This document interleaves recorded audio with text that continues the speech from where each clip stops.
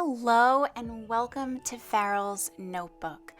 I have been creating in this gorgeous vintage scrapbook and I've really loved every page. Here is the page we're going to be making today. This is a little different than anything I've ever made before, which of course makes it special and fun. And you're going to see, like all my pages, this one has a lot of layers and you have to stick around to watch it transform because you could never predict how it starts, where it ends up, and that is the way I like it. That is why I love mixed media. So I start by using some collage paper with my own words on it. I write on all those pieces of collage paper, rip it up, and create what will be my layout for the rest of the page. I glue that down with gel medium, and then the white that you see is gesso on the top and the bottom. So once that's all glued down, I am going to also add this vintage photo, the same little vintage art booth where I got this scrapbook. I also got a mystery pack of lots of vintage photos, and this is one of them. So I'm going to add it in to see if it gives me inspiration for where this abstract will go next. Now, this is usually the point in my page where I get all my inspiration from, because there's nothing better than adding a wash of raw umber over all the texture that I created in the first layer. I love this part. It shows all the brush strokes, all the details that I added in putting down the gesso. It shows all the edges of the paper that I glued down. And yet, the more that I worked on this page using the raw umber, I realized that it wasn't quite what I wanted. It just wasn't working the magic the way that I usually liked it to. But I just kept laying it down so that I could see all of that texture that I had created. And usually with mixed media art, I have to just keep going. If I don't like it, it just means I'm not done yet. And again, look at this now because it's not going to look anything like this at the end. So I wondered if this page needed some contrast, and so I add in a little bit of black here to kind of tie that picture in an abstract way to see if making that composition a little stronger would help up at the top by making that line a little darker. And you know what? It still wasn't what I wanted.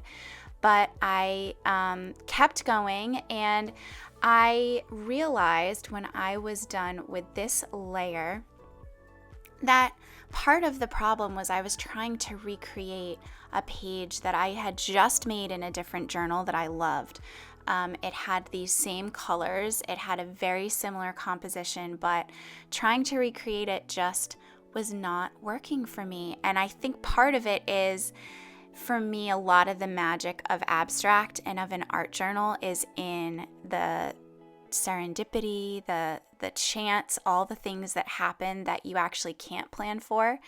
And so no two pages that I make are going to be exactly the same. And if anything, it kind of takes the fun out of it for me. So I kept going. As I said, I know that that's kind of what I've learned, that if I don't love exactly where something is, I keep working. So it turns out what this page needed was color, and as soon as I put down this wash of blue, which it's so funny to me how that felt so different and so exciting, it's all started to come alive for me, and I realized I needed to just kind of shift where this page was going. And at the same time, every single layer that I added, the washes, the black, the raw umber, all of it matters in that very last result, because you can tell that this is a page that is really rich with layers and with texture. So the way that I lay down a wash is usually just some paint with some water, And for this one, I also wanted to add some texture, so I'm kind of experimenting with just stamping with my paper towel.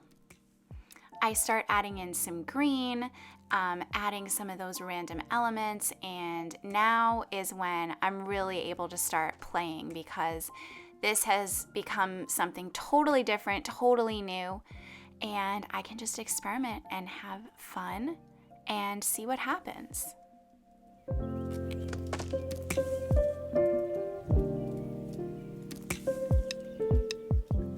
So one thing that I had a friend give me that I've been experimenting with is mica powder.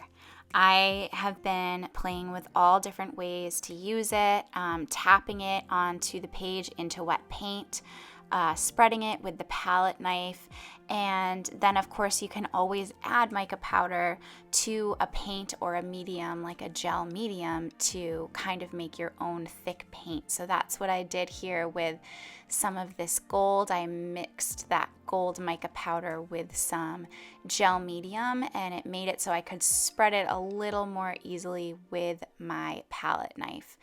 And now I just go back and forth with different colors, coming back in with some paint, adding washes here and there, and just playing with kind of the light and the shadow in this abstract. And the golds and the blues and the greens just look so beautiful.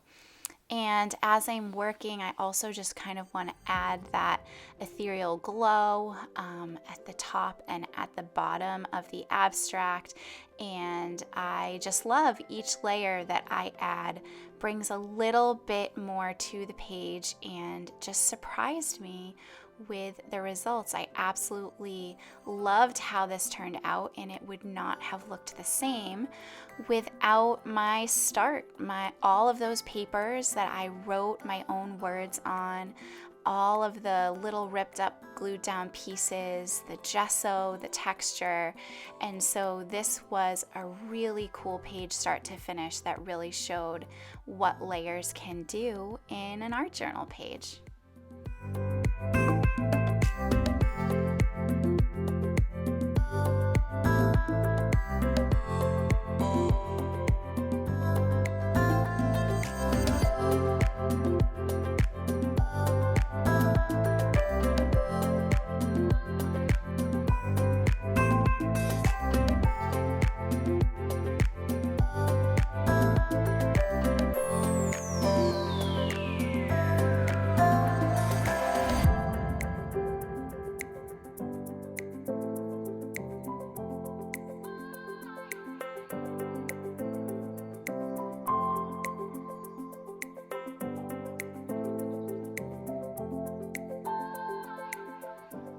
I continue to play here with washes of green and blue, and at this point I know that I am close to being done, but just kind of want to keep playing around with this really cool page. And once again, this vintage art journal has inspired me to make something that I really love. And of course, the best part of an art journal is there's no fear. There's no repercussions if you make a page that you don't like. And so in the moments like the beginning of this where I made something I didn't love, I was okay, because I knew this is an art journal. If I need to, I can just turn the page. But thank goodness I didn't, because I made something that I'm proud of and that I get to share with you. So if you create it all in your art journal this week, remember, if you don't like it, it just means it's not done yet. And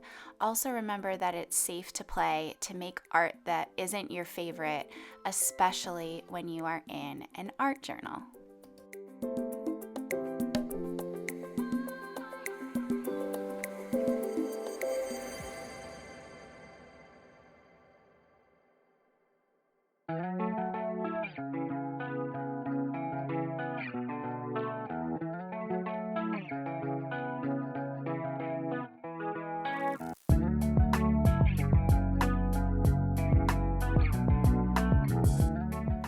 For my very last step, I take a black soft pastel, I outline the edges of my page and then just smudge it out, and I love this. It is a beautiful framing finishing touch, but it also adds even more shadow and depth to the page, and this is when I knew I was done and really liked what I had made. So I hope this inspires you to pull out a scrapbook or an art journal and get creating and go make some art.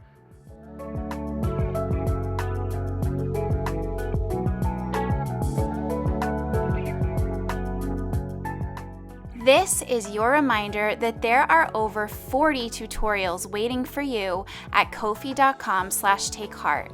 With a monthly subscription, you can access every tutorial plus 2 new tutorials every month. They're all beginner friendly with a theme that you can apply to your life. Check it out.